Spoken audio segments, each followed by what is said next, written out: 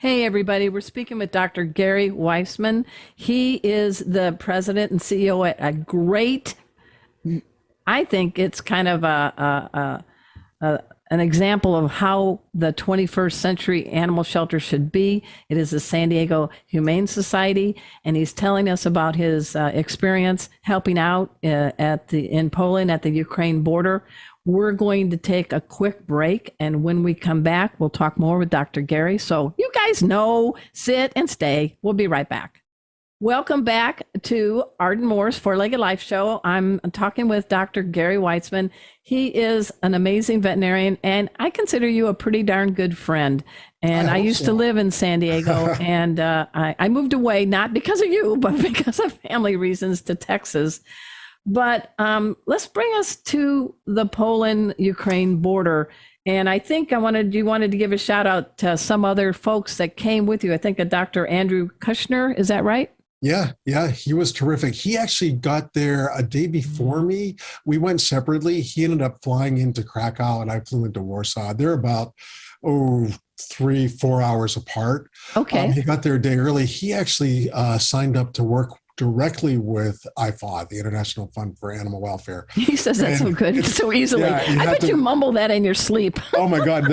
I say prayers of gratitude to them in my sleep because they were really wonderful. But Andrew's this amazing veterinarian. Good. He was a shelter medicine vet here as an intern. And then he did a second internship in wildlife medicine. He's such a great vet. On top of which, out of the blue, I learned that he is Ukrainian and he speaks fluent Ukrainian. Oh, so my dog. He was absolutely amazing there. He truly was. Wow. But we went separately and we went without knowing the other was going. And it was just nice to see a friendly face there that I knew. And he was astonishing.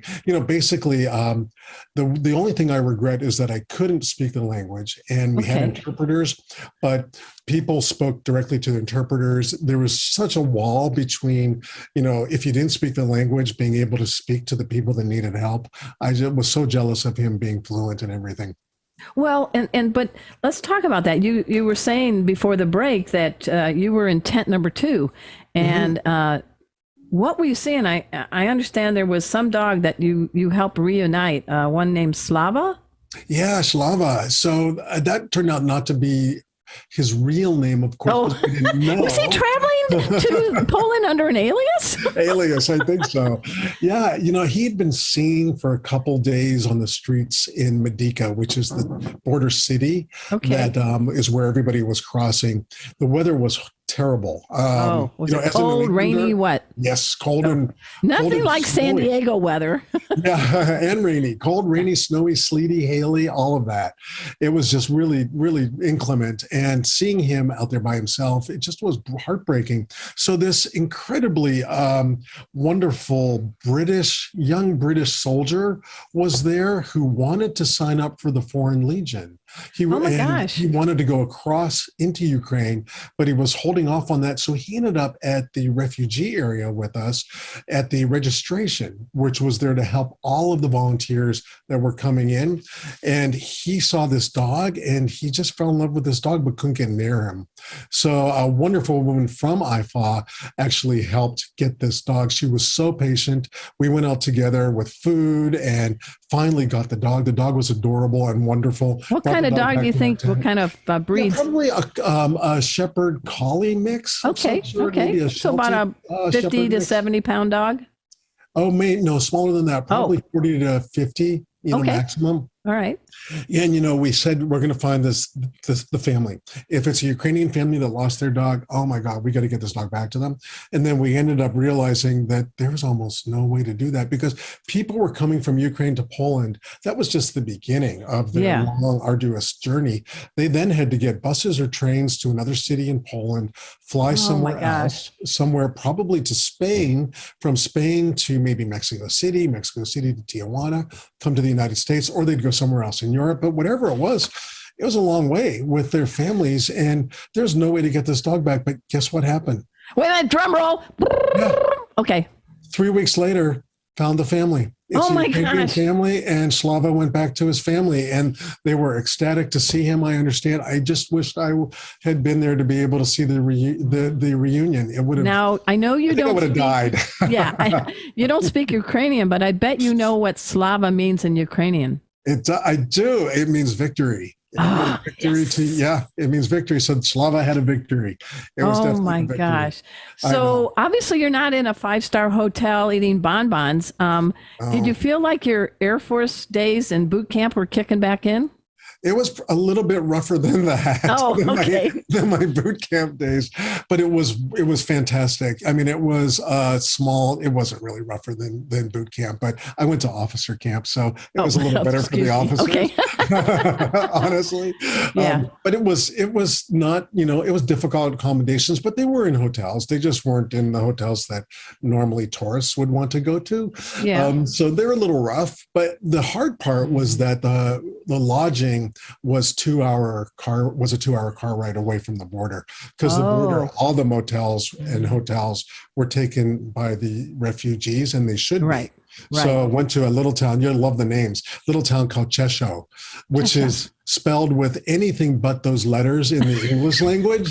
Lots of Z's and lots of R's, and it was just a wonderful little town. But it was 2 hours away, and 2 hours away in the pitch black and snow and sleet. It was when they say you're holding your steering wheel Yes. and your hands are white. Yeah, that was kind of what it was like. What was it like for you as a veterinarian and someone that operates a leading shelter to see people come with cats in their arms and dogs on leashes? I mean, that just shows you how much, if you really say what is the most important asset you have, Mhm. it's Yeah. not the diamond ring, right? No, it's your family, and your family includes your pets. And if these people have lost everything, then they have a suitcase in one hand, kids holding onto a coat in the other side, and in their arms is their cat. I mean, honestly, that is everything that's important to them. And Arden, you hit on it right away.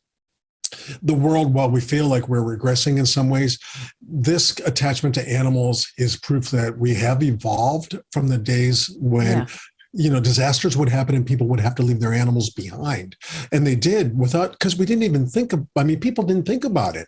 Remember Right. Katrina and Yeah, Katrina was a watershed, wasn't it? It really was. It really was. And now we know that these animals are an absolute part of the exodus. They're part of people's families, trying to seek shelter and safe haven somewhere. So having that veterinary tent, 2 tents in from the Ukraine border, from the guard, was just amazing. It was just proof that this is what's valuable to people.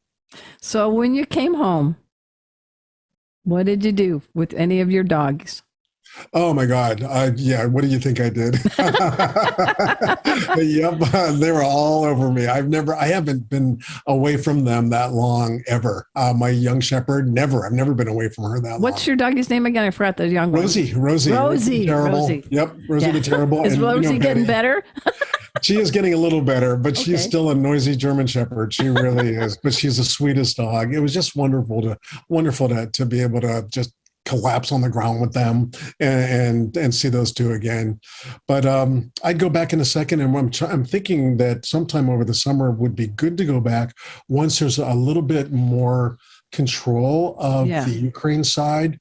Once we get diplomats back in there and there's some infrastructure, I know that the Ukraine side is where they're going to need help. I'd love to go to Lviv and bring some of our staff from the Humane Society and really be able to help out the shelters that are there.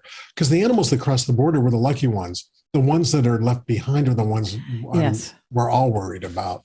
Yeah. And that would be a chance to help them there. Well, you mentioned you had relatives. Your ancestry.com was humming, wasn't it? Because of what side of the family, mother, father side that were Ukrainian? Both. Both are Ukrainian. You'd think I'd know some of the language, and I don't. I actually know a little bit of Russian, and that helps a little bit, but not much. Although Ukraine, I understand now from being there, was the original language, and it evolved, well, right now we would say maybe not evolved, but it changed into Russian on the Russian side, and it's all interwoven. That whole part of the world is all, everybody's attacked everybody, and countries have been part of other countries. Just thought we were beyond that. So, how can people help at your shelter or others? Not everybody has big fat checkbooks, but what can you suggest that those listening can do their part, just like you do for others? What can some people do in a small but mighty way to help wildlife Yeah. and animals? Well, first of all, with companion animals, think about adopting from a shelter or rescue group first.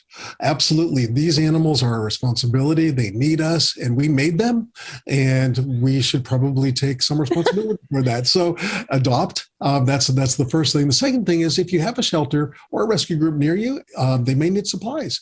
And often Yeah. there'll be Amazon wish lists that go on their website, take a look at that. Or you can volunteer, which we're always looking for volunteers. And they can do anything from veterinary medical assistance to helping in administration to being greeters to help guests find adoptable animals. And most shelters have that across the country. So those are great ways to help out.